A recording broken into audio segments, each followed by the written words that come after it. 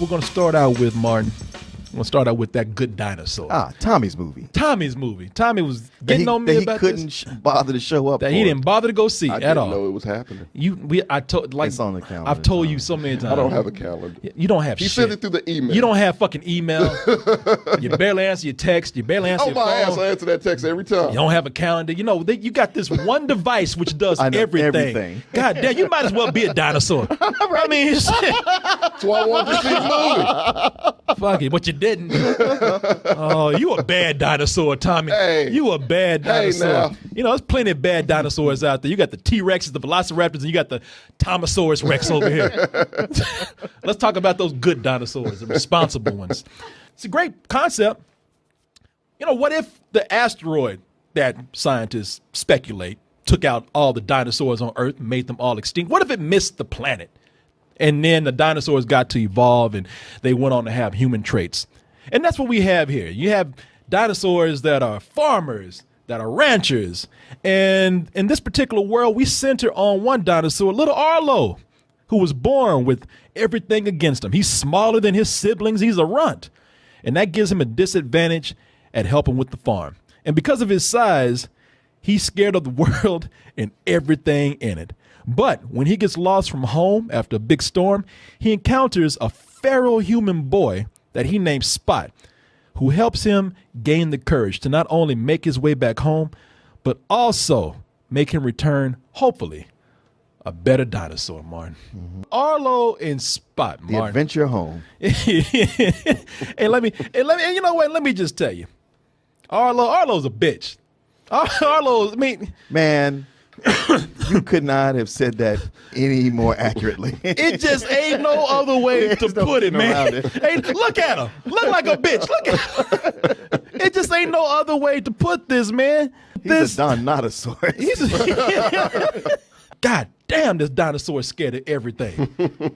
And scared of the dark, scared of bugs, scared of grass. I mean, it gets to a point where you're like, get your shit together, Arlo. Jesus, fuck, Arlo, it's a bug. It's a bug, man. Calm down. Breathe.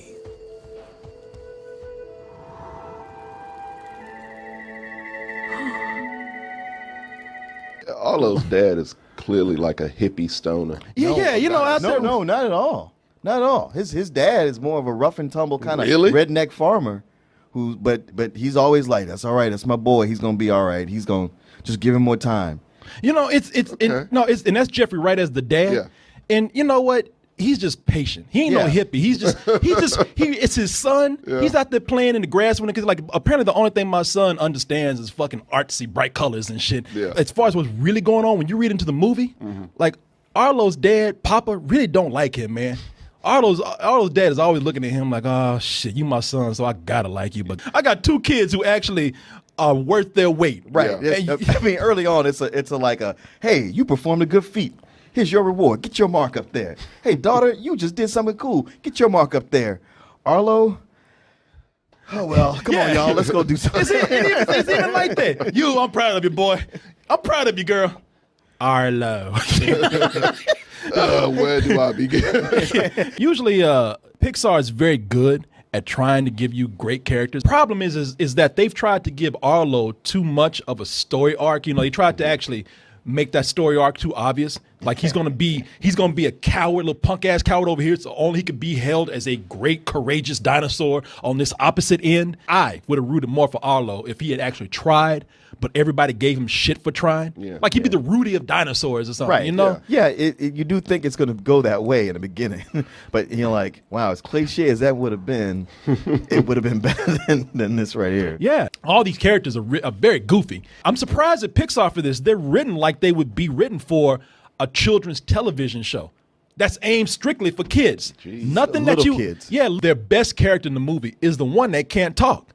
Spot, the little human boy. Yeah. You have a little human boy that has to behave pretty much like a dog, but he also has to have this balance of enough human emotions that you can relate to him, and also those scenes that he's in with Arlo are emotional. And I will say, the only time I really felt for Arlo is when Spot was bringing that emotion out of him. Spot is the one that actually is the heart of most of the scenes in the movie.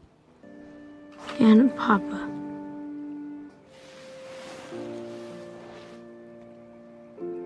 Family.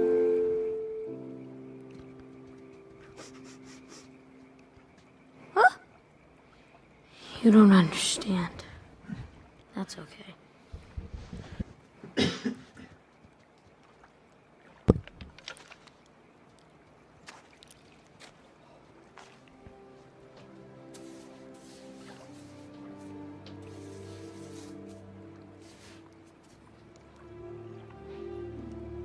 Yes, that's your family.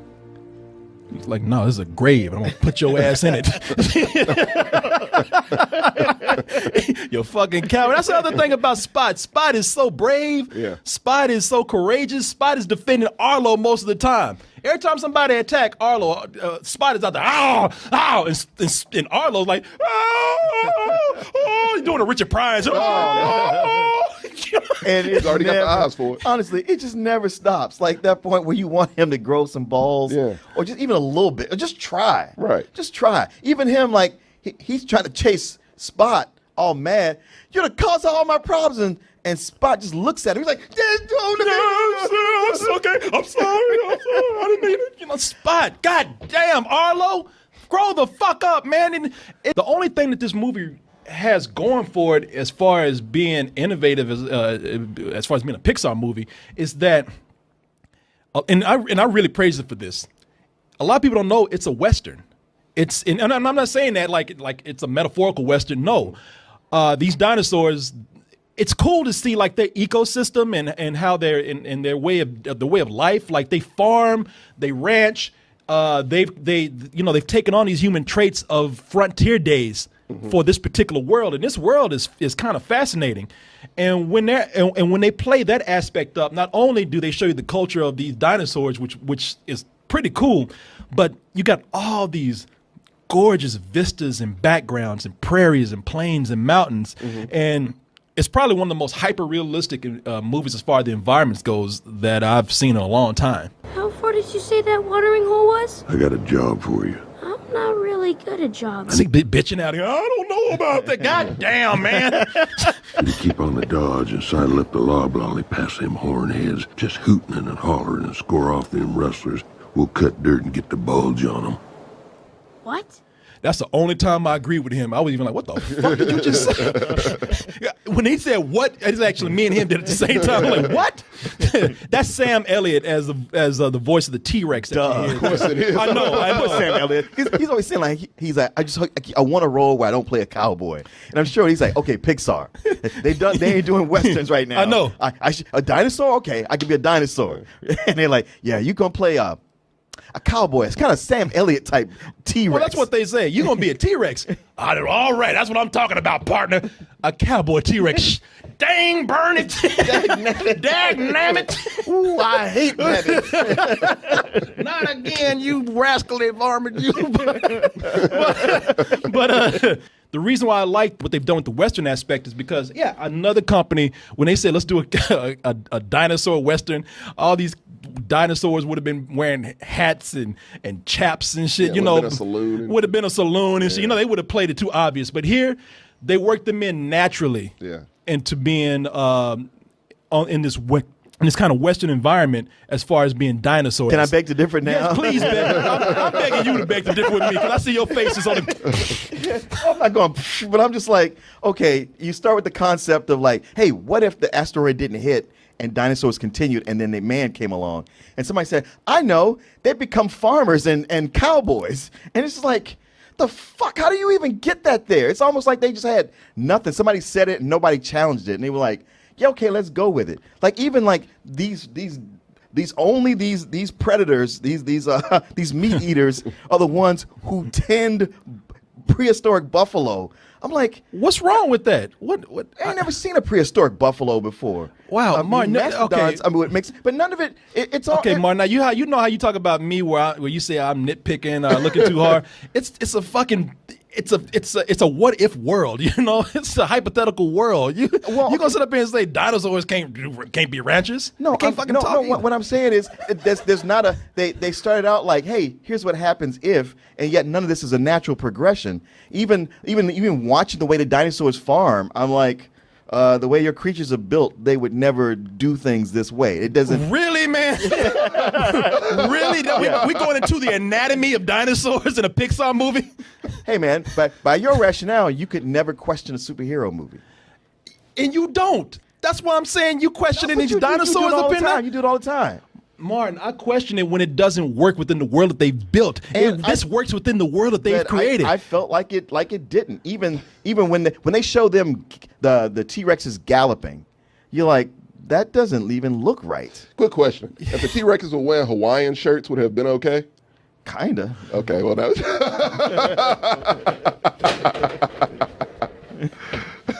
For real? Because I mean, they've thrown in other animals in here. but I feel like looking at like even the animation, it's so kind of lighthearted and cartoonish. I could go with it. But the jokes don't go with it. I mean, Okay. the thing is, if you look at this as something that's made for little kids, like that would be about the size of Spot, then okay, it's fine. You're right. It's like a TV show. It's like something that I might be turning and see on PBS one Saturday morning or in the afternoon and go, what the fuck? They just don't care about this. Okay. but as a feature film, let alone a Pixar movie, I'm going, man, y'all really just didn't even try on this one. This movie, it didn't remind me of Cars. It reminded me of Planes. The first one. Wow. Damn, it was just such a low effort. And even like you saying like, oh, these beautiful vistas. I'm like, yes, these beautiful, very simplistic vistas that they were able to get out as quickly as possible. That's how they were able to do 2 movies in 1 year. They've never done that before. Whoa, my friend. I'm like, this was like one of their weekend projects. You are a heartless. Shit. I thought I was critical. This motherfucker went in talking about cartoon dinosaurs. Well, they don't really get up like that. What were you, man? Are you? Do you study fucking? Are you an archaeologist? Are you okay? I feel like you just popped a blood vessel. He's a little baffled right now. I'm baffled. I don't know. I don't even know how to address that because I feel like no matter what I fucking say to you, you've gone so far off the fucking other end. I mean, you really went in looking for Jurassic World for this shit, man. No, Mark, you and I are right here. We actually agree. We're right here. We're right here. And I'm actually saying, Mark, you see my point? You just refuse to listen. You just looking around at everything. That ain't right. That ain't right over there. I don't like that wallpaper. It's just like, man, we're right here. I'm not. Martin, because you got a point. The characters, look at Arlo and look how cartoony he looks. Yeah. And then you look at, again, the hyper realism. I was going to ask you about that. The hyper ass Very realism realistic, yeah. of these backgrounds here. It doesn't really fit. That's what got me with this, because I saw the trailer again and I'm like, that like at first it was a little problem for me, but the more I saw it, I was like, it doesn't feel right. They don't fit together. Yeah. And I know a lot of people are gonna say how beautiful this is, and because it's Pixar, you're just gonna take it all together. It's colorful. No, I'll give you that. You sit up here to I'm almost offended.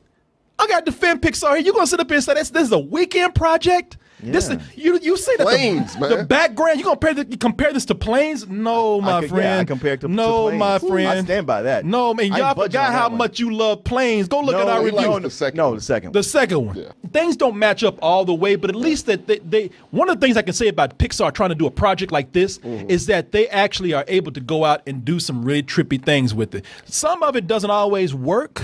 Now, that's what I would say. One thing I found good was every so often, out of blue, it would become surreal. There'd be something in there. You're like, damn, this like that day somebody else brought dessert and it was pot brownies and it was laced with some shit. Yeah. Peter Son, I believe is his name. He's the director of this. And when you see him, who is he? Holy shit. Yeah. He's the little boy from Up growing up. He is. You know why? Because he's the director of the movie, works at Pixar, Right. and they made fun of him in the studio, and they just took pictures where they just were teasing him, and they said, hey, we're gonna use this as a character in one of my movies. Wow. They took the grown ass man and said, you look like a little Asian boy. We're gonna put you in Up. Wow. I heard an interview with him. He's a really cool guy, but he does. First of all, there's some trippy scenes in here. Arlo and Spot actually get high. Yeah. They get fucked up in the movie, and you wondered, is this appropriate right for up this my movie? alley. Yeah. I mean, they get fucked. But there's also some really strange characters in the movie, and those are the parts that I like more. With a concept like this, the more weird and trippy you get with it, the more it actually works for me. They have those two things happen close together, and I thought, oh, okay, it started out weak, but if it's gonna do this, then all right, I'm on when it starts to board. get surreal, and it gets downright creepy. They got a Triceratops, Diceratops or something. It's a new dinosaur. Yeah, really? Yeah, with a bunch of horns, not just 3. And the movies, the name of the character I think is Forrest Woodbush or something, and he's kind of an Indian hippie kind of character. But after talking to him for a few He minutes, seems like a child molester. he seemed like a straight up child molester. Whoa. Give me the boy. Good idea. We want him. Why? Because it's terrifying out here. He can protect me, like my friends. This is Fury. He protects me from the creatures that crawl in the night. This is Destructor. She protects me from mosquitoes.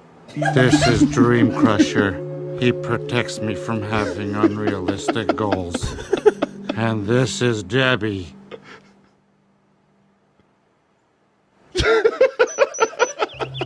Yes, we need him. Make a whole movie with that character. And see, honestly, at that point, I was like, oh, well, if he's going to be a part of this, I'm on. Oh, hell yeah. When it goes the limit, Yeah. that's when it's actually really cool. But unfortunately, the movie does not push the limit that far. Nah, that scene is short, and then he doesn't come back. You're like, oh, man. Yeah, and you don't really see that character again. But I will say this much, man. Even when Pixar kind of slips up a little bit, what really pushes them over is that they have a lot of heart. I feel like what happened here is that they were more interested in the concept, in the artistry of the film, instead of the actual story. Because of that, it's the lesser of a Pixar movie. But its heart is in the right place. The humor in this, the characters, they're all written and geared towards children, much smaller children. Some adults will go in, they'll take their kids. And look, if you take them to see this and you're having a good time, that's fine. And some of you, especially moms, are going to cry with their kids and shit. Yeah. But really, let's be professional here. This is not their this is not their strongest written movie. Yeah.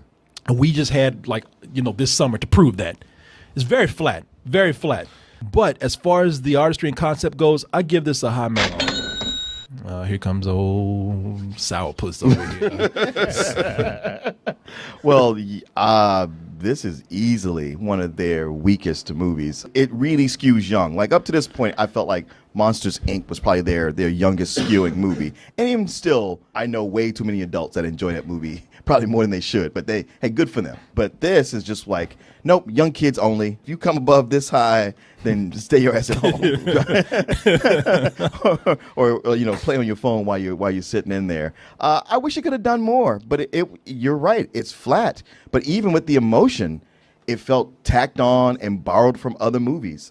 You could take a simple story. You can even take a borrowed story. If you have really rich characters, you're like, hey, I'm just following them, or it's making me laugh. I want to follow their journey. And that doesn't happen on any level. The jokes aren't really funny. Arlo is not a character you enjoy spending time with. Spot is funny, but Spot's good, but he's not enough to carry this. And by the end, it's just like, well, all right, this is something that would be perfect to rent for your kids. To me, it's a rental. Probably being really unfair with Arlo. Yeah. Because I look at Arlo, and Arlo just pisses me off because I look at those eyes.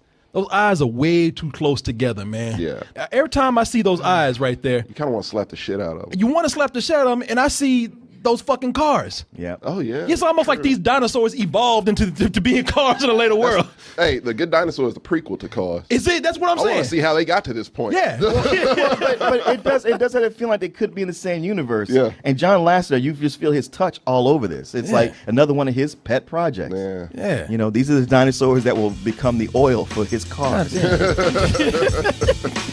that's funny. Hey, grow the fuck up, Arlo. Goddamn bitch.